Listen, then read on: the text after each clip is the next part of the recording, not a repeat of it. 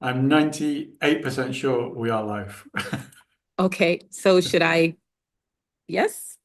Go for it. All right, everybody. Happy Saturday. I'm Monique, and I know you know that this is my buddy Simon, and we are super Hi. excited to welcome you all back to this week's episode of Unstoppable Live. It's Saturday. Yay! So, welcome. As usual, we have been thinking about you and planned a very special topic for our chat today. And Simon and I like to keep things interesting. So I'll just start off by explaining that I'm in a different place. Again, I'm networking and making connections with people out in my community so that I am building friendship, connection. But I stopped that meeting for just a moment, paused to come and connect with you. So our topic today is about how important it is to know yourself. So I'll get started with me as an example before we let Simon share a story. One of the things that I know about myself is that I am my best, happiest, most productive self when I'm having an opportunity to make connections, meet new people, and expand, the people that I get to know and learn from. So that's really important to me. As you see, when I get an opportunity, I get out and do that. So that's really fitting for our topic today. But as usual, our buddy Simon has a great story to share with you about why it's so important to know yourself. Oh, yes. This is a subject which is very dear to my heart indeed. Mhm. And I think once you start to get into it, once you start to think into it, once you start to feel around it, I think it'll become a very important topic for you as well. We talk in coaching a lot about authenticity and about being able to get in our lane and stay in our lane and do what's true to us. And yeah, I've got a little story just to begin with of a young lady that I coached. Actually, she was one of my first coachees, and she was based, interestingly enough, in Saudi Arabia. She Mhm. wasn't. She was actually English. Her family had moved out there, but yeah, she was based in one of those compounds where they live in Saudi. And the story really goes along with the coaching when we were touching on the themes of strengths, of things which are passionate to her, things that she's interested in. We got discussing about activities that she was doing, and it turns out she was actually in the local karate club. Now, now it also turns out that the reason that she was there, or the principal reason that she was there, was because it somehow was something that was very dear to her parents' heart. So I think her dad had really took it on, and I think probably a lot of fathers could relate to this, that they wanted their daughter to, be able to defend herself, to be able to stand up for herself, to be able to, know a few skills. And there's a whole discipline aspect to karate as well, which I think really sorry, interested is probably the wrong word, which probably, really kind of motivated them to get her signed up for the karate classes. And so we had, we can go into this some other time, but we had a whole different conversation around, her being able to speak up for herself and be able to express herself to her parents, which is, maybe one of the reasons. why she kind of ended up in this karate class, along with the fact that her parents wanted her to be there. And so it turned out really that her heart wasn't in it. So her mind was there with all of those reasons which I just talked about, which her parents probably told her about, of which can seem very attractive on the surface, Mhm. of being able to stand up for yourself, being able to defend yourself, and et cetera, et cetera. But really, her heart wasn't in it. She actually really wanted to be doing dance classes. Mm. And somehow she'd kind of convinced herself or told herself the story that she must go along with, go with the flow and go along with what's going on and carry on with the karate classes. So the more we talked about this, the more it became apparent, the more it became obvious that she probably just wanted to, she needed really to have a conversation with her parents around this,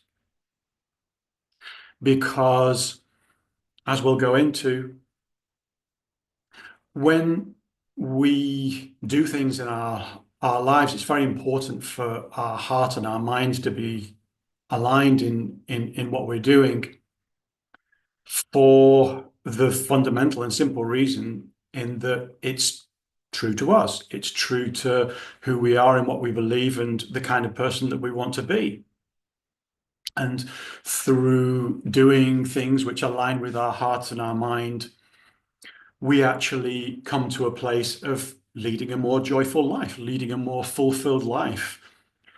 So anyway, in the end, we actually, with my support, we actually ended up having a conversation, the four of us all together, with her parents, and she opened up and told them all about the reasons why she was there, that she was just doing it because she thought that they wanted, her to be there, and that she felt a little bit pressured in that way, and opened up that actually she'd rather be doing the dance classes.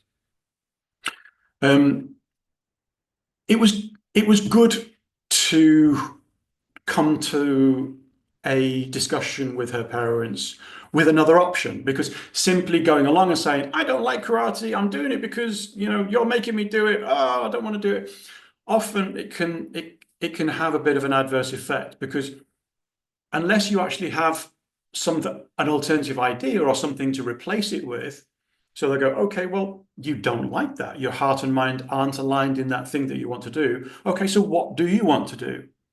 And if you just sit there and go, oh, well, I don't know, I just know that I don't want to do that. If you're not clear, and this is where we start really kind of talking about the subject which Mo introduced to begin with, of knowing yourself. If you don't know yourself, if you don't know what lights you up, what interests you, and what inspires you, then it's very difficult to actually be able to make the right choice. Yeah, so in the end, like I said, we ended up having this conversation, and she actually ended up switching classes from karate into dance. And I actually left the coaching with her fairly shortly after that. Enough, really, kind of like not to not to know too much about what happened afterwards. But the important point in this case is that she she knew what she wanted to be doing. And I could go into a few more details on this, but let's just leave it there for now, Mo. And yeah, I'll push it over to you, Mo, and Well, see what's come Simon, out. what I like about the story that you told about this girl is that sometimes we get in our head about what's going to happen if we speak up, how the other people might respond. And it sounds like her parents were willing to listen and that you helped her see that perhaps this was a space where she might have to have courage to at least have the conversation, to be brave and at least bring up the topic Mm. because you don't know what the outcome will be if you're not. She needed to first know what she preferred, but then after that, I think the second piece is, and then when you know what it is that you really enjoy or what you're really interested in, sometimes it can be challenging to be brave enough to say that. We call that advocating for ourselves, right? Right. And it's actually a skill that can be practiced. I think when we have an opportunity to practice it, then in more challenging times in life where this skill is necessary, we're really better at it. So I don't know if you want to add something to that, but that's really what came up for me about why this even matters, because it seems like such a simple story. I would rather do dance than karate. But on the other hand, you know, sometimes if we think about it, we have had things that we knew about ourselves, but we weren't willing to speak up and say it. So for Mm. me, this is really important, not just for young girls, but for boys.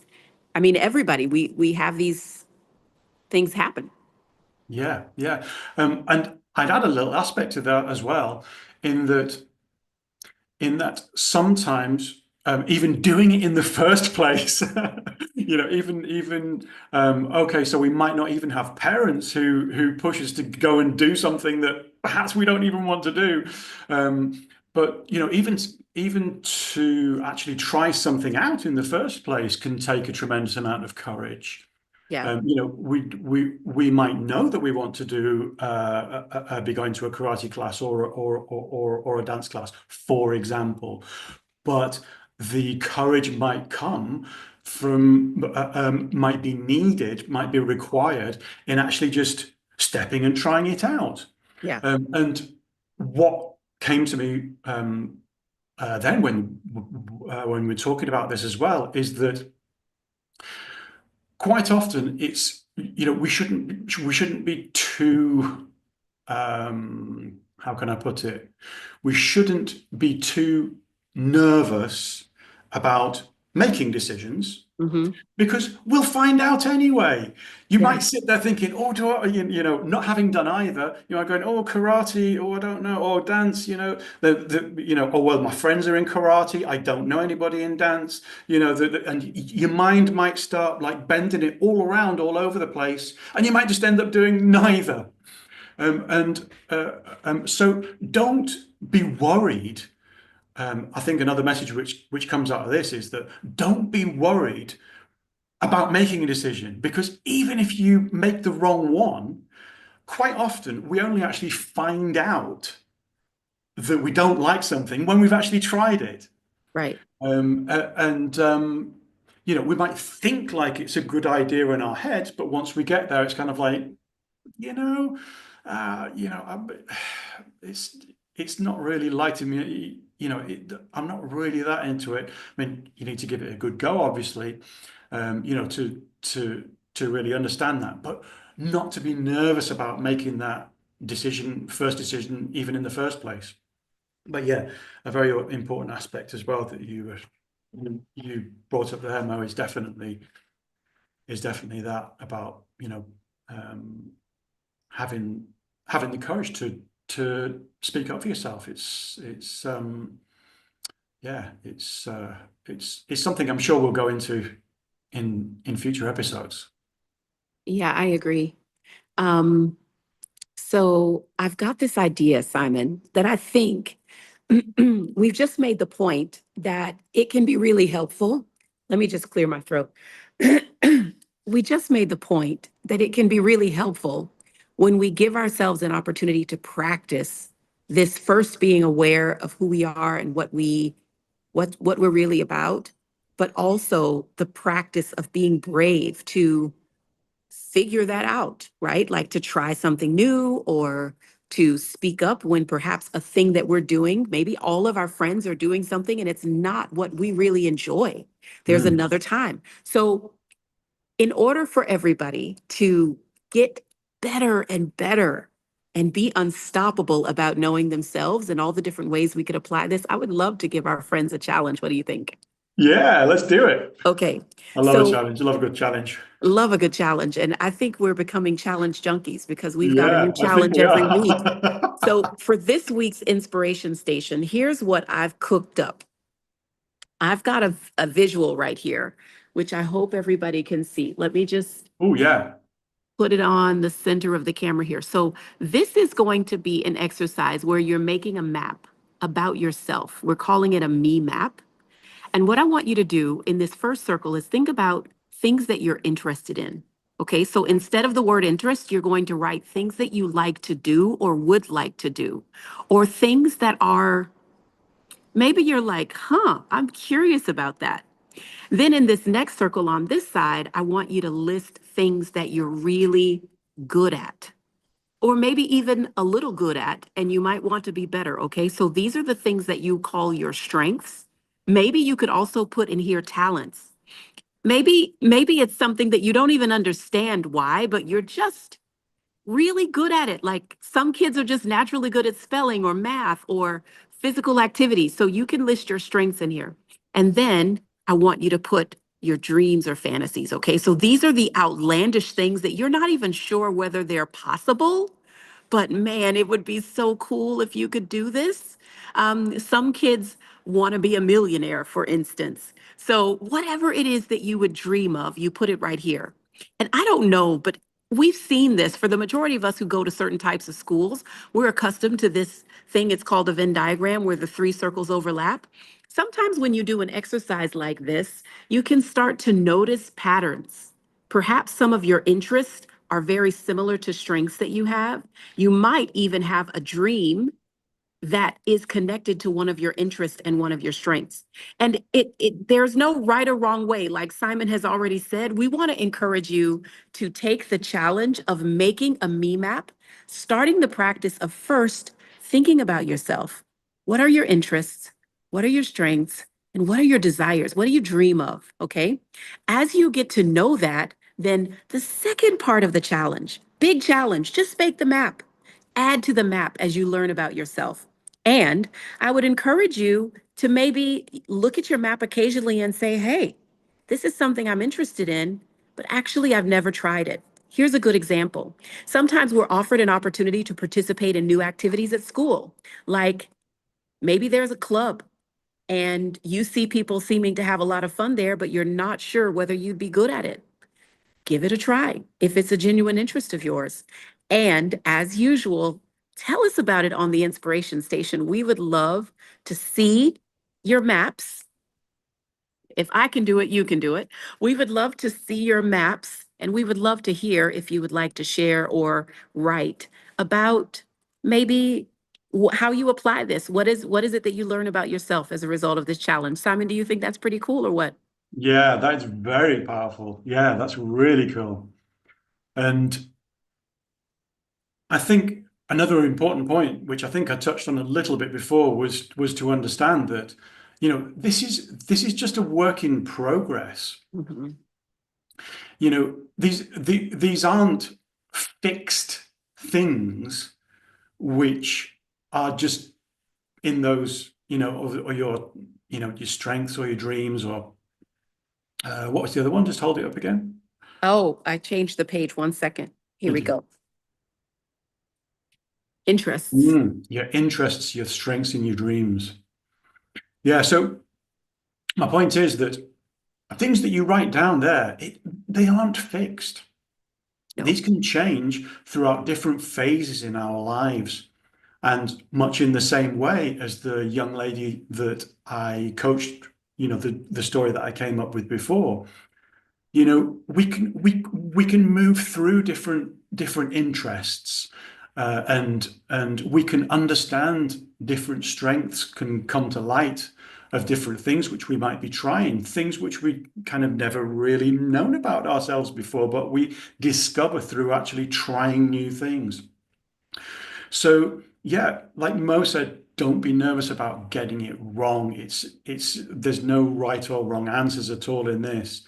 If you haven't done anything like this before, it's just a first little shot. And you might find out some interesting things about yourself by just giving it a little thought Give it a go. and putting it down on paper. Yeah, yeah. So, guys, if we had to wrap this up and put a pin in it, as they say, I think the point that Simon and I want to share with you today is that you are bold, you're brave, and you're unstoppable, and you will become the stronger, better version of yourself when you get to know yourself more. Not so that you can shy away from things that you don't feel comfortable with. You're just better prepared to engage. So we challenge you and encourage you to take us up on this exercise this week to begin to practice if you haven't already. Being curious about your interest, trying new things, and learning along the way, as Simon said, maybe adjusting and changing things on your map. But maybe be your own best friend and get to know you really well. It'll be a great way to support you as you grow and do all of the brave and unstoppable things that you have ahead of you in the future. Love that. Tell Yep. us how you get on then, guys. Have a great